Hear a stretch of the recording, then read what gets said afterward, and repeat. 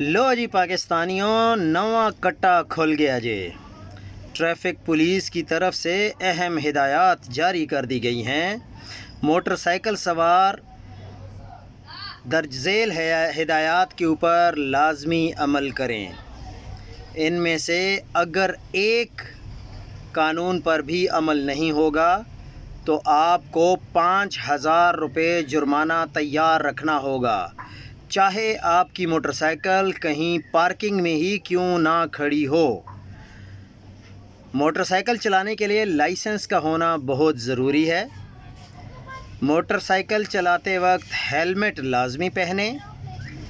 Parking single line میں کریں، main road پر parking نہ کریں۔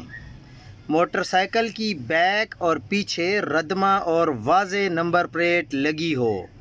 موٹر سائیکل کی اگلی اور پچھلی لائٹیں اور اشارے درست لگے ہوں۔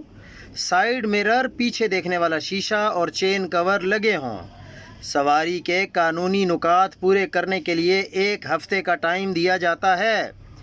بصورت دیگر کسی بھی ایک چیز درست نہ ہونے کی صورت میں 5000 روپے جرمانہ ہو سکتا ہے۔ ساتھ ہی آپ کی بائک بھی پارکنگ سے ٹریفک پولیس ضبط کر سکتی ہے۔